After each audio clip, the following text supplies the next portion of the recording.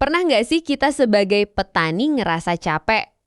Sudah tanam cabai atau tomat dengan penuh harapan, pupuk sudah maksimal, perawatan juga nggak main-main. Tapi pas panen, harganya malah jatuh. Rasanya itu nyesek banget. Bahkan kadang hasil panen bagus, tapi tetap nggak bisa nutup biaya. Nah, di video ini kita akan bahas sesuatu yang sering dianggap sepele, tapi justru jadi kunci utama keuntungan petani, yaitu cara membaca dan memprediksi harga pasar.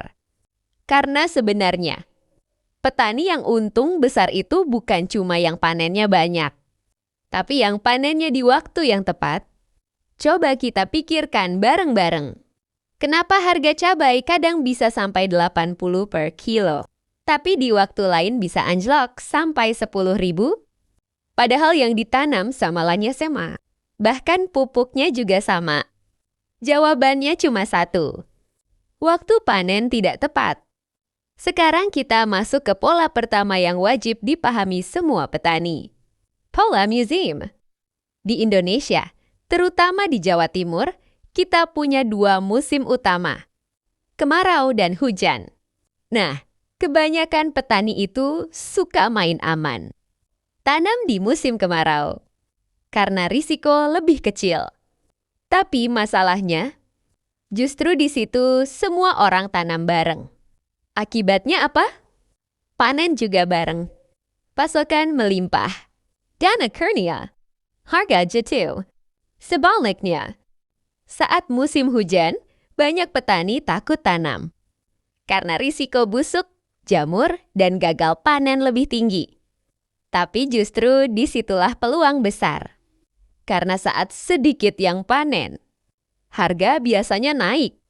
Jadi sebenarnya, bukan soal berani atau nekat, tapi soal strategi. Kalau kita bisa mengatur tanam supaya panen masuk musim hujan, kita sudah selangkah lebih maju dibanding petani lain. Lanjut ke pola kedua. Jangan ikut-ikutan. Ini kebiasaan yang sering banget terjadi di lapangan. Tetangga tanam cabai. Kita ikut tanam cabai. Lihat orang sukses tomat. Kita ikut tanam tomat. Padahal kita enggak sadar. Semua orang berpikir hal yang sama. Dan akhirnya, semua tanam bersamaan. Solusinya sederhana, tapi jarang dilakukan. Beda waktu tanam. Cukup mundur atau maju 2-3 minggu saja. Itu sudah bisa bikin perbedaan besar saat panen nanti. Sekarang kita masuk ke hal yang sering dianggap ribet. Pantau harga pasar. Padahal ini penting banget. Sekarang sudah zaman HP. Nggak perlu nunggu info dari tengkulak. Kita bisa cek harga dari aplikasi seperti PIHPS Nasional atau Sihati. Di situ kita bisa lihat harga cabai, tomat, dan sayuran lain setiap hari. Dari situ, kita bisa mulai membaca pola. Kapan harga naik? Kapan harga turun? Dan yang paling penting, kita bisa memperkirakan kapan waktu terbaik untuk panen. Nah, sekarang kita bahas momen emas yang sering bikin harga melonjak. Hari besar, seperti Ramadan dan Idul Fitri. Di momen seperti ini, permintaan naik drastis. Orang masak lebih banyak. Kebutuhan cabai, tomat, bawang meningkat. Dan otomatis, harga juga ikut naik.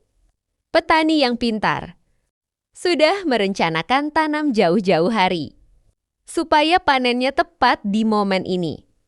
Sekarang kita masuk ke strategi yang paling aman. Tapi tunggu dulu. Ada satu hal penting yang sering banget terlewat oleh banyak petani, yaitu membaca tanda-tanda sebelum harga berubah. Contohnya begini. Saat kita mulai dengar kabar dari petani lain, wah, banyak yang tanam cabai sekarang. Nah, itu sebenarnya sudah jadi tanda awal. Artinya, beberapa bulan ke depan, kemungkinan besar akan terjadi panen bersamaan. Dan kalau panen bersamaan, ya kita sudah tahu sendiri. harga bisa turun. Sebaliknya, kalau kita dengar kabar seperti banyak tanaman kena penyakit, atau banyak yang gagal tanam karena hujan terus. Nah, ini juga sinyal penting. Artinya, suplai di masa depan bisa berkurang. Dan kalau suplai berkurang, biasanya harga akan naik. Jadi mulai sekarang, jangan cuma fokus ke lahan sendiri, tapi juga mulai peka dengan kondisi sekitar. Ngobrol sama petani lain. I get grab tani. Bahkan sekadar dengar cerita di warung kopi. Kadang justru dari situ kita dapat informasi paling berharga. Sekarang kita bahas yang lebih dalam lagi. Rantai distribusi. Harga di petani tidak selalu sama dengan harga di pasar.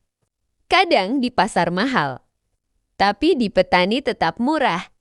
Kenapa? Karena ada rantai distribusi. Dari petani gives penggapul gives pasar besar gives pedagang gives konsumen. Semakin panjang rantainya, semakin kecil bagian yang kita dapat. Makanya penting banget untuk mulai berpikir. Bisa nggak kita potong satu rantai? Misalnya langsung ke pengepul besar. Atau bahkan langsung ke pasar. Memang butuh usaha lebih. Tapi selisih harganya bisa lumayan. Lanjut lagi. Strategi saat harga jatuh. Ini kondisi yang paling sering bikin panik. Harga tiba-tiba turun. Dan banyak petani langsung buru jual semua. Padahal itu belum tentu langkah terbaik. Kalau memungkinkan, coba lakukan sortir. Pisahkan hasil yang kualitas bagus dan yang kualitas biasa. Yang bagus bisa ditahan sebentar kalau masih kuat, atau dijual ke tempat yang harganya lebih tinggi. Kalau punya akses, bahkan bisa mulai belajar olah hasil. Contohnya, cabai dibuat sambal kemasan, tomat dibuat saus. Memang tidak langsung besar hasilnya, tapi ini bisa jadi penyelamat saat harga anjlok. Sekarang kita masuk ke mindset. Cara berpikir petani untung. Petani yang sering untung itu bukan berarti tidak pernah gagal. Tapi mereka selalu punya rencana cadangan. Mereka tidak menaruh semua harapan di satu waktu panen. Dan yang paling penting, mereka tidak ikut arus, tapi membaca arus. Bayangkan kalau kita bisa seperti itu. Saat orang lain panen dan harga jatuh, kita justru belum panen. Saat orang lain kehabisan stok, kita masih punya hasil. Disitulah letak perbedaannya. Dan satu lagi yang sering dianggap kecil tapi besar dampaknya. Sebelum kita benar mengakhiri video ini, ada satu hal terakhir yang ingin saya sampaikan. Dan ini mungkin yang paling penting dari semuanya. Jangan hanya jadi petani yang rajin, tapi jadilah petani yang paham arah. Karena di lapangan, kita sering melihat ada petani yang lahannya biasa saja. Modalnya juga tidak terlalu besar, tapi hasilnya stabil. Bahkan sering untung. Sementara di sisi lain, ada yang lahannya luas, perawatannya bagus, tapi tetap sering rugi. Perbedaannya bukan di pupuk, bukan di bibit, tapi di cara membaca waktu dan mengambil keputusan. Coba bayangkan ini. Kalau kita tanam tanpa rencana, itu seperti berlayar tanpa arah. Kita tetap jalan, tapi tidak tahu akan sampai di mana.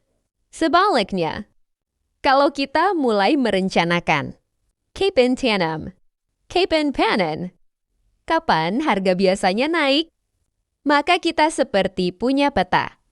Dan walaupun jalannya tidak selalu mulus, setidaknya kita tahu tujuan kita. Sekarang saya ingin kasih gambaran sederhana.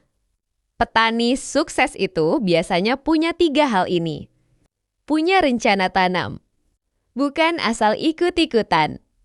Punya informasi harga, bukan cuma dengar dari satu orang. Punya strategi jual. Tidak bergantung ke satu jalur saja. Kalau 3 hal ini mulai kita jalankan, percaya atau tidak, perlahan hasil kita akan berubah.